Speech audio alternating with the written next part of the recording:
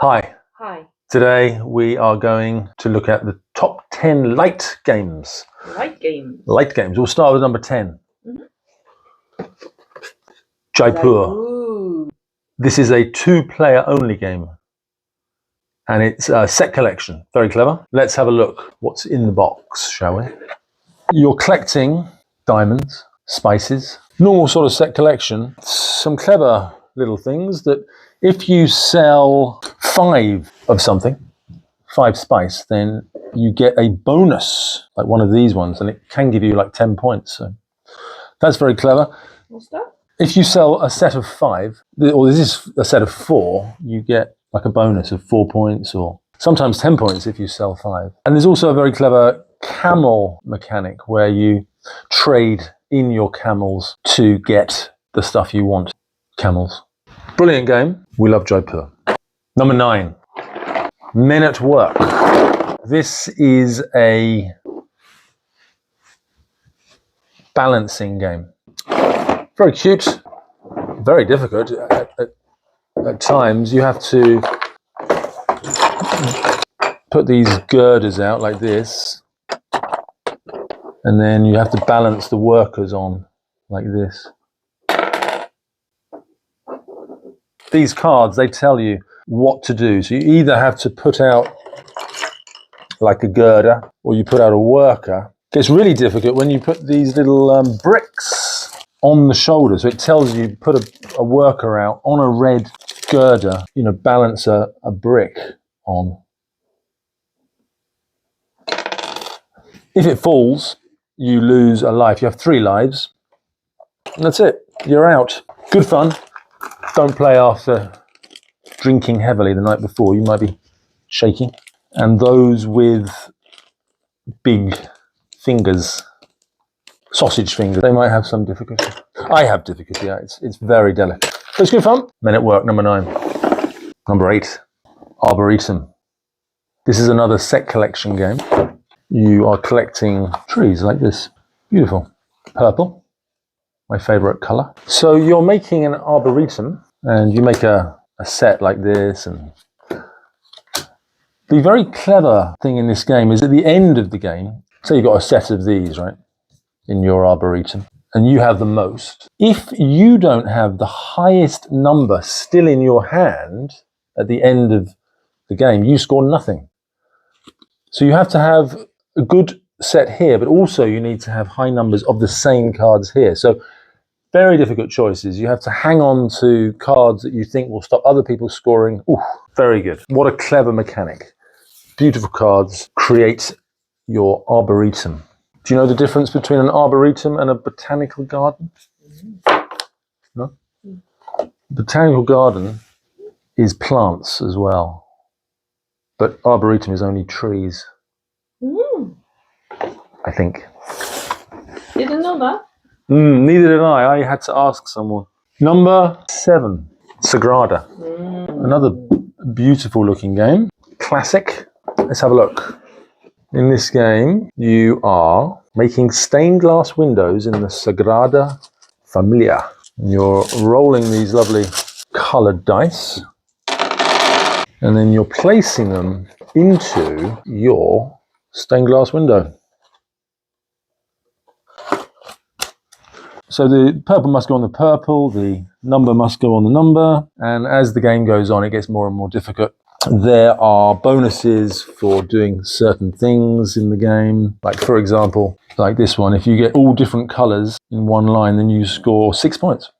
So you could score 24 points. There's also some like cards that allow you to break rules, so allows you to move them or re-roll dice.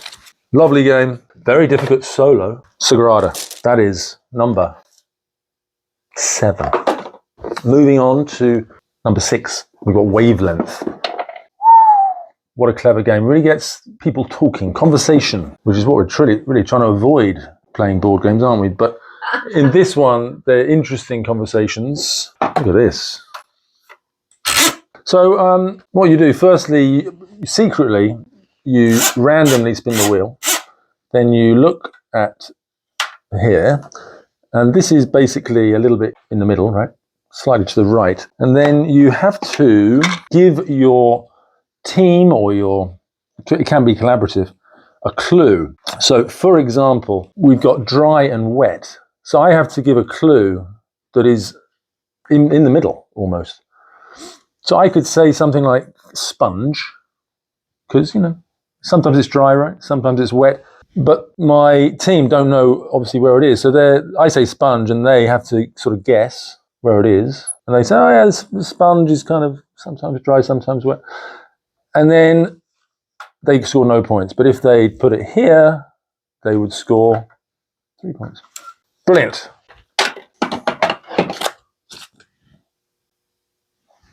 What's that? This was our friend's French bulldog. He chewed up. But luckily, we can still play with the rules. At number 6, we got Biblios. Wonderful game, Biblios. It's another set collection game. At the end of the game, if you have a set of green cards, you have the most green cards, then you score whatever the dice says. It starts at 3 during the game. If you're collecting green, then you might want to move this up to get more points, but other people will start moving it down. So there are cards in the game that allow you to change the dice. So that's one very clever mechanic. The other clever mechanic is that it's a game of two halves. The first half, you're collecting these colours. The second half is an auction. Some of the cards get put aside for an auction, and in the second half, you use your gold to buy more of these cards. Very clever. So I say 2 gold, you say 3 gold, 4 gold, 5 gold, auction. The person with the highest pays their gold, gets the cards. Brilliant game. You never roll the dice, which is sad, isn't it? Because dice are meant to be rolled, but in this game, they're never rolled.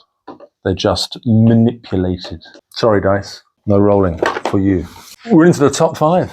Just one. Ooh. Very much a party game. Yeah. It's collaborative. Collaborative only. Super simple. One of you cannot see this card, so we say, okay, number 3, and it says elf. Say there's 5 of you, and I cannot see it. The other people, they write down one word only, just one, that will give me a clue to elf. Are they magic elves? They're small, aren't they? Yeah. So I might write down small. Hopefully other people have written down different clues. Tinkerbell.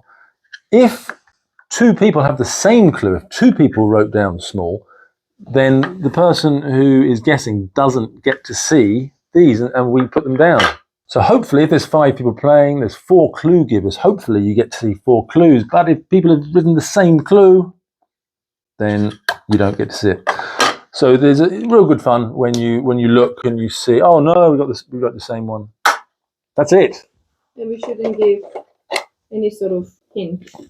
No. We have played with people. A bit cheaty, aren't they? Giving clues.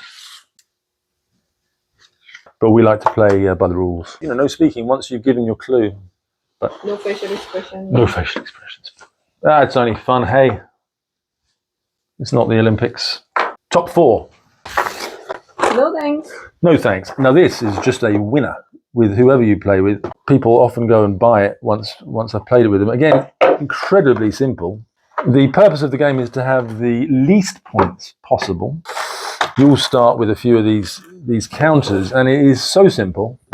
On your turn, you only have 2 decisions. You either take the card, or you say, no thanks. No thanks. No thanks, and you put one of your counters on it. And then the next person goes, and they have the same decision. But this time, of course, they can collect the counter on the card. At the end of the game, counters are minus points, so they're good. The number on the card is a plus 29. So what you're trying to do, even though it's a big number, if you can get a set of numbers that run together, only your lowest number counts, because it's a run. So only at the end of the game, you would score 28 minus your numbers. So it's a real push your luck game. So for example, if I've got 28 and 29 and there's a 30 in the middle, obviously I want it because it makes a run. But if I can gain more of these, then I sort of push my luck. So I say no thanks. Hopefully nobody wants a 30 high number. It goes round and people put it on. So really clever. And then sometimes people will they just want to mess with you and they'll just take it. Brilliant. It takes about 5 minutes. Quick. At the start of the game, 9 cards are removed, so you don't know which cards are in and which cards are not. We're into the top two. Is that right? Code names. There's a team code names which I've only played once, but in a small group. So this one I've played many, many times. It's the kind of game, if I'm meeting one person to play, I usually play heavier games, then I'll often bring this. This is a cooperative game. It's a little similar to Just One in the respect that you're trying to give a clue. You see words and you give a clue. I think everyone knows code names. It's brilliant. That's all I'll say. Check it out. You're trying to find, there's 25 words and you're trying to find one word that connects like 3 or 4 of them, but I'm sure everyone knows code names. But this is Duet. Right. The best light game. Number 1. It's the Clever series. There's actually, there's 4. I only have 3. Absolutely amazing. So, same designer as Wavelength. He's a clever guy. Oh, we've run out of paper on that one.